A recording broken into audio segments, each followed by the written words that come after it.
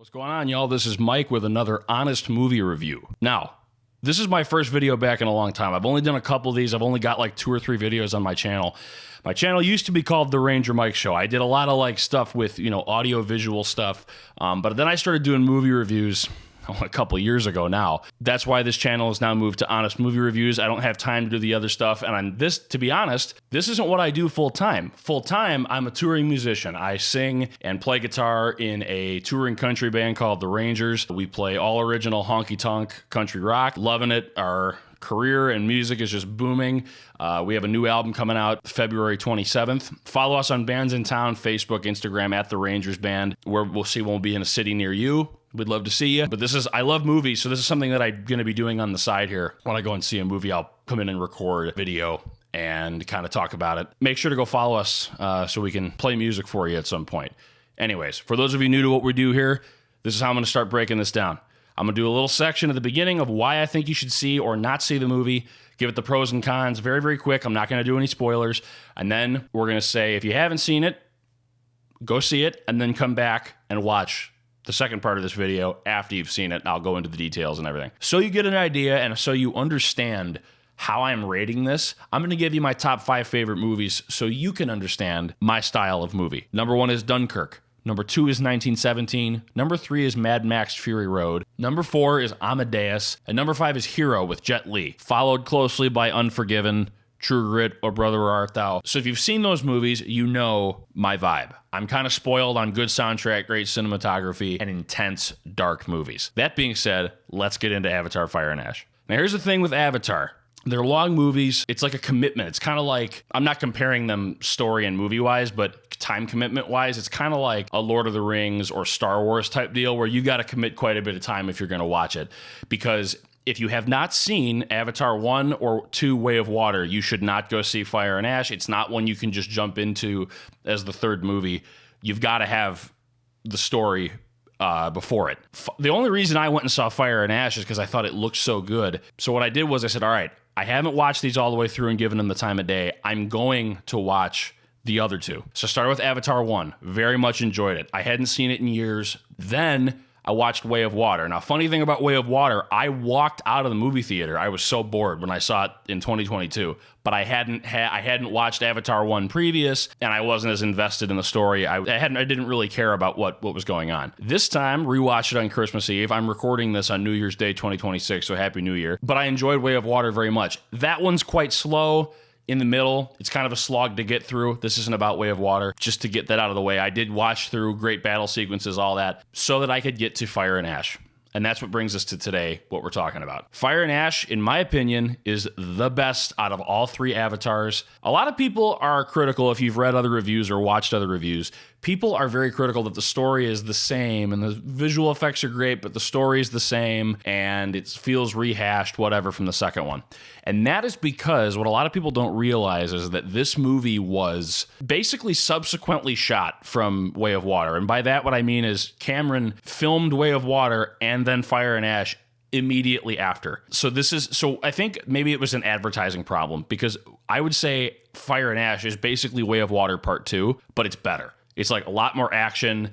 It's a little darker. The story's better, in my opinion. There's less like filler. It's just very good. Visual effects, 10 out of 10. This is one of the best out of all these series, really. 2 and 3 specifically. Some of the best visual effects you're going to see ever. It's incredible. Maybe closely followed by Planet of the Apes, the new ones. I think the CGI is on par. It's like the same thing. But anyways, Avatar, Fire and Ash, CGI, 10 out of 10. Acting is very, very good. The performance capture, a lot of people like mix up motion capture and performance capture. Motion capture was kind of what it was before, but performance capture is what to do is that's why they cast so many actors in these things. If you've ever seen, they put all the jumpsuits and the little sensors and they put all little dots all over their face, it can capture the performance of the actor. So the performance capture in this is off the charts. Very, very good. Sam Worthington, Zoe Saldana, Oona Chaplain, Stephen Lang, just some of the actors in it, the main cast. Very, very good. Very good. And even though they're all like CGI characters in the movie, their acting is quite good. And once we get into the spoiler section after you've seen the movie, I'll go into detail about it. I would say the acting is a solid 8 out of 10, and I'll get into detail about why that is, all that. Cinematography, 10 out of 10, easy. Easy. I will say, though, if you're going to see this in 3D, it's kind of interesting. I saw it twice. I saw it once regular. I always want to see the movie without...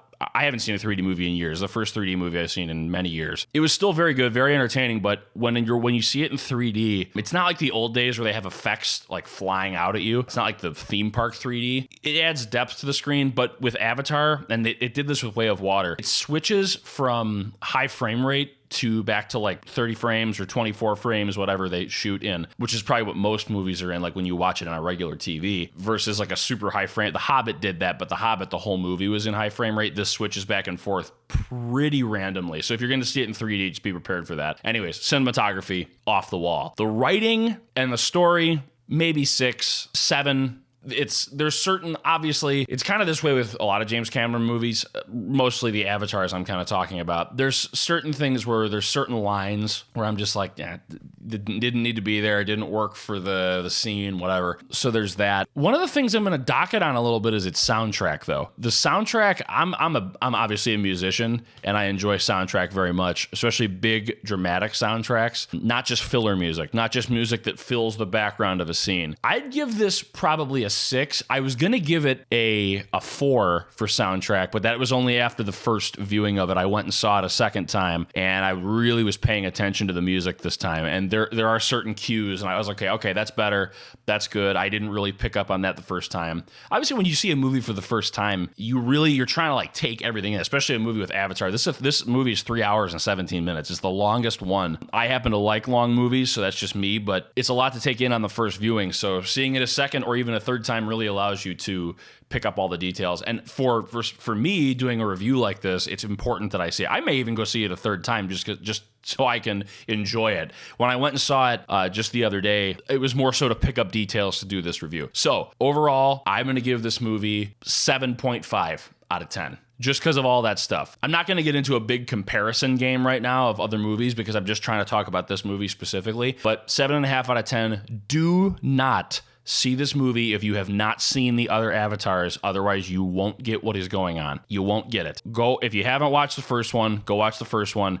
I recommend watching Way of Water pretty much the day before or even the day of going to see Fire and Ash, only because it's basically like a TV show. Like if you're watching a streaming TV show, like one of the Star Wars shows, it's pretty much boom, boom. It's like a part 2. You watch it almost immediately after. It's kind of how it's supposed to be watched. That's what I recommend. Otherwise, you're going to be like, what the hell is going on? 7.5 out of 10 is my rating for Avatar Fire and Ash. Is my favorite one. Go see it if you haven't seen it, and then after you've watched it, come back and now watch this part. Spoilers coming up. Alrighty, so now we're in the section of hopefully you've seen the movie already. Maybe you've already watched it in the theater. Maybe you just went and watched it and then came back. Thanks for sticking along. By the way, hit the subscribe button, like it, follow it, all the stuff I got in the description. All the stuff I talked about.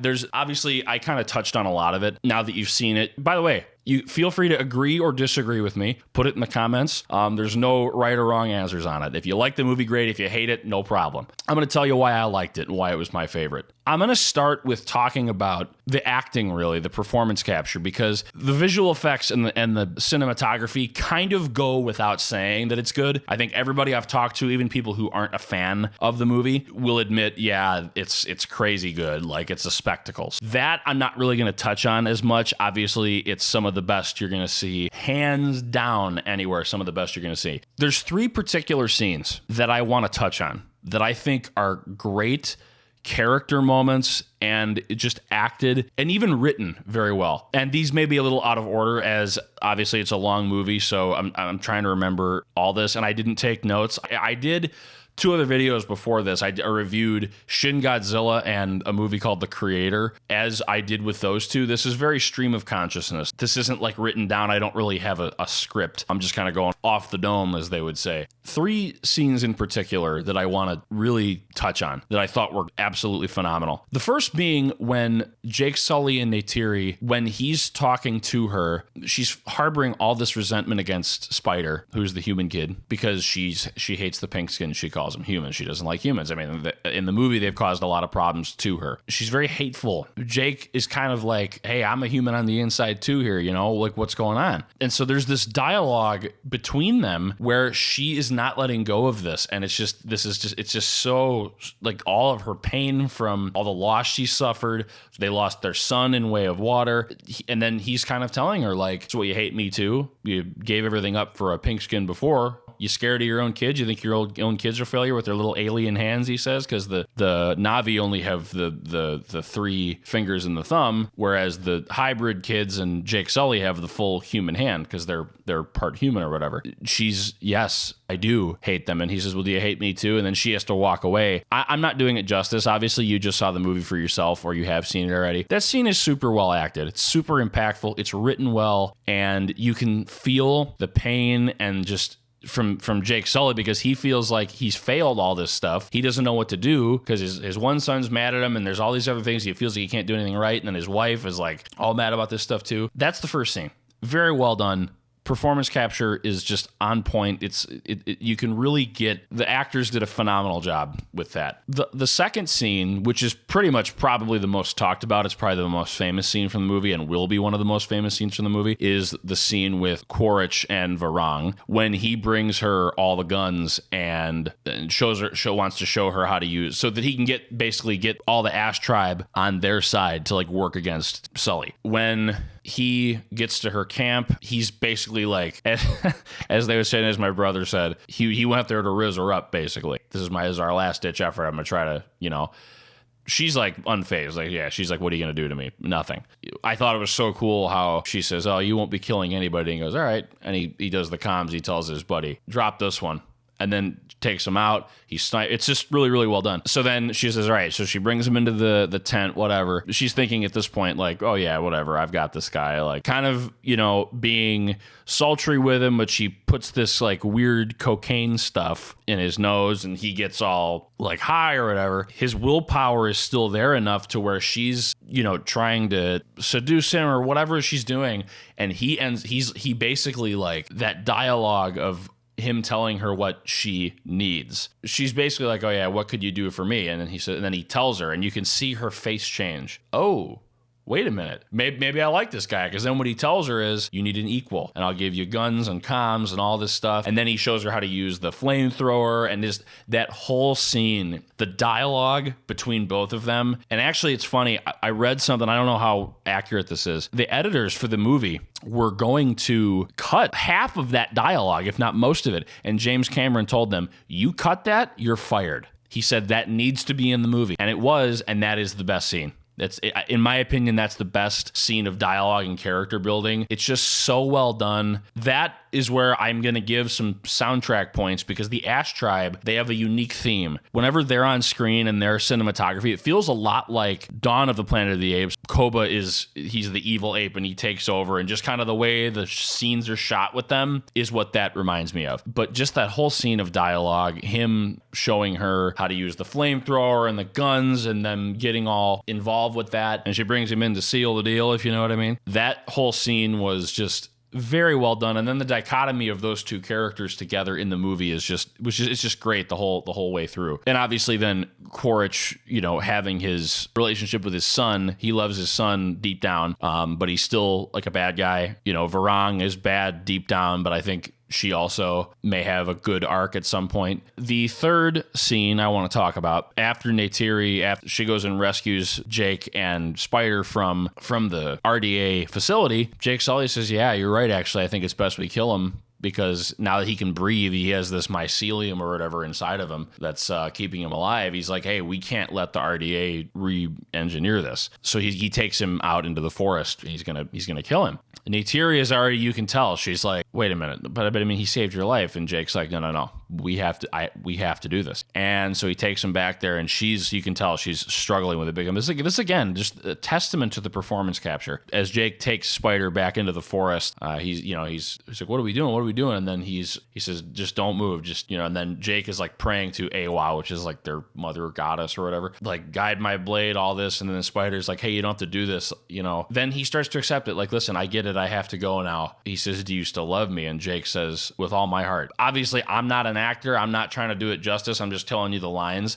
That was so well delivered that it just like, wow, it's so well done. And normally that type of thing would be cliche, but for whatever reason, this is why I think this is why this is my favorite one. Way of Water was like this a little bit. The first one was a little cheesier. Obviously, great. CGI is awesome, but the first one was a little cheesier. Second one was too much filler. This one was like the best of everything, in my opinion. That was just that third scene of dialogue is why I think it's really up there for me. Also, too, I tend to like darker movies, man. I like movies that are darker, that are more serious, that are like, they're less tongue-in-cheek. Like, that's what I didn't like about a lot of what happened to the Marvel movies in the most recent years. They're just, everything is ironic. Everything has to be a joke. That's why they actually have a trailer before Avatar Fire and Ash for Avengers Doomsday. And Thor has a kid or whatever, and he's like serious. It's like, whoa, this is a little bit of a different vibe than we're used to, which I'm okay with. I like serious, darker movies. That's just me. But this one felt that way a little bit compared to the other two. I'm going to go over a couple other of the story points. If I tried to go through the movie from start to finish and review each part of it, I'd be here forever. This would be like an hour-long video. It's already going to be long, but I'm going to be chopping this up. The other thing, the battle sequences are crazy good. The action is always good in these. The whaling plot with a Tukun, which are the big whale things, it's kind of, once again, it's like rehashed from Way of Water. I'm sorry. You see Way of Water, and then you see this one, and you're like, what the heck? They're still doing the whaling thing? That's like still a thing? Again, because it's like literally, it's like Way of Water and then Way of Water Part 2, Fire and Ash. It's like Part 1, Part 2. Usually when you have first movie, second movie, third movie, the third movie feels like the farthest advanced, and the first movie feels back here, and obviously the middle's like here. This one is like first one, second, third. Because James Cameron is talking about, he said if this one does well, he probably won't be doing another Avatar till like the 30s. The thing with the hunting of the Tukun, the whales, and all that, that's obviously it's kind of a continuation of the first movie. I know I sound like I'm defending this movie a lot. I really liked it. Normally, like if I have bad things to say, I will say them. But I'm saying all the good stuff first because there's a lot of good stuff. Once again, I think if you have the perspective of, oh, it's the same story as the second one, you're looking at it wrong. It's supposed to be a part 2. It's like it's like a big, really, it's kind of like a big 6-hour movie. If you watch Way of Water all the way through Fire and Ash, it'll feel like the same movie. And I think it's meant to be that way. Like I said, this was filmed, I think, don't quote me on this, I think they filmed this in 2017 and it's now 2026. It's just part 2. The thing with the whales, all the way back to this now, man, I get on these tangents.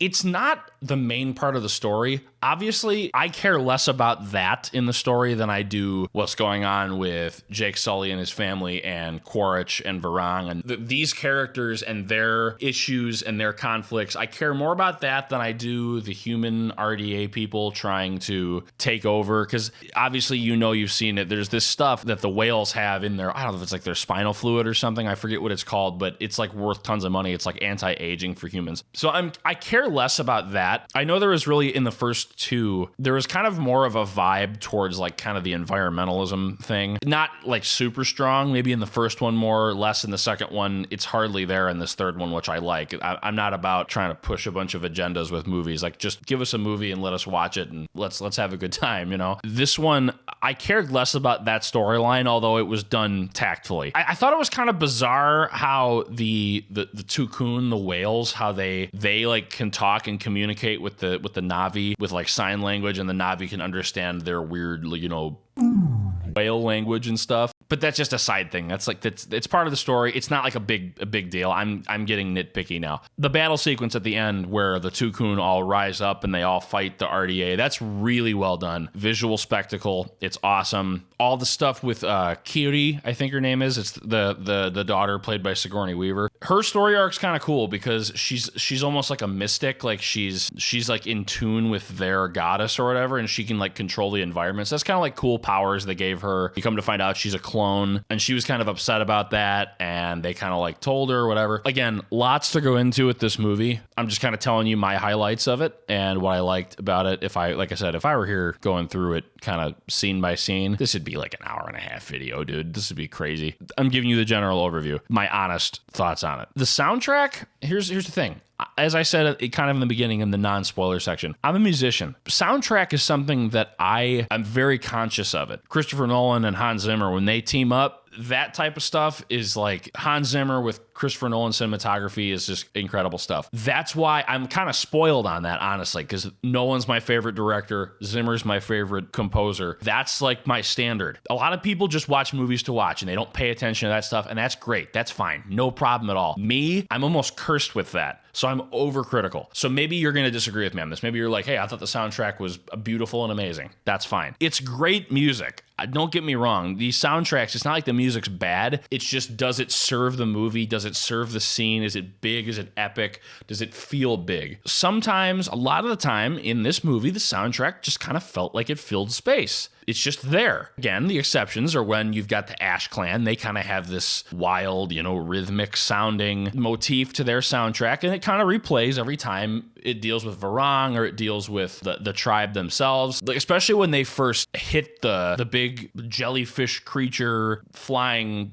tribes people, whatever. I forget exactly what they're called. The traders. When they hit them first, I thought that was so well done with the music. I view the Ash tribe as kind of like Immortan Joe from Mad Max, his war boys mixed with Koba's apes from Planet of the Apes. That's like if you want a synopsis of the vibe of the Ash tribe of the Na'vi, it's Koba's apes and Immortan Joe's war boys combined into one thing. That's like what they are. There's a cool part in the beginning, and I'll get back to it, the soundtrack in a second. There's a cool part in the beginning when they first attack. Varang kind of cues one of the guys to do the thing or whatever she says, and he dumps a bunch of oil on himself, and then she shoots him with a flaming arrow, and he explodes and dives into one of the tops. I thought that was super cool. It's a super cool, it's like thematic for what they're doing, and just kind of, I just thought it was great. But again, the fact that I'm talking about the Ash Tribe so much and their soundtracks, because that's what stood out to me. Like, obviously, with the first time the whales come up and, the battle sequences, the music's intense, it's good. I don't look back at Avatar Fire and Ash with the soundtrack and go, yeah, the music in that part was like great. That's my biggest knock on it. I'm sorry, I'm just a stickler for soundtrack. A good example of a great soundtrack, although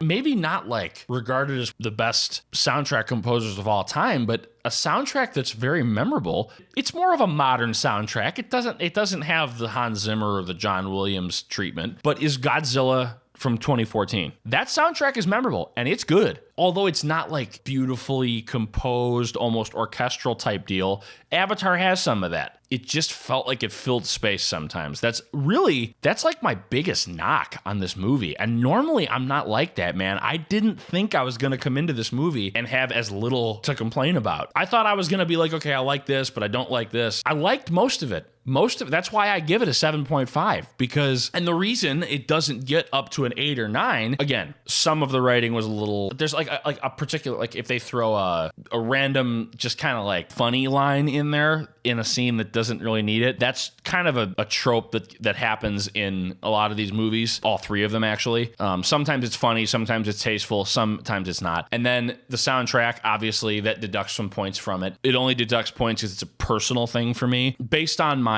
favorite movies thing that I talked about at the beginning, this movie is the darkest out of all three. That's why I like it. It's the most serious out of all three. It's less like be one with nature and learn the ways of the tribes and this and that. It's pretty much already established at this point with all that. And some of that is still in here, but it's done well. It's not just like gratuitous like it was in the first and second one. Not that they were bad, just that it was like, that was like the push. It was like the second movie was literally like learn fun to be water people for an hour and a half. All beautiful, all story moments in there, just a lot. It's almost like, I hate to say it like this, you've gotta get through the second one. I'd say the latter half of the second movie is way better. You've got to get through the second one to get to the third one, because the third one is so worth it to watch. I think I've covered all of my favorite highlights of the movie. If there's any highlights you have, please throw them down in the comments. Any disagreements you have with me, again, you just put it down there in the comments and I'll read it. I want to hear all your thoughts. I want to hear whether it was good, whether it was bad, what you thought, good parts, bad parts, ups, downs, whether you disagree with me or not. This has been my rambling, kind of all over the place review of Avatar: Fire and Ash. I will see you guys next time. I don't know when I'm going to upload another video. Whenever I see another movie, I'll do it. If you have movies you want me to review, drop them in the comments. Maybe we'll get a review on it. Maybe I'll see it. Again, check out my band, The Rangers Band, Instagram, Facebook, Bands in Town. Our website's therangersband.com. See when we're going to play in a city near you. I'd love to talk to you in person about this stuff. God bless and take it easy. This has been another honest movie review.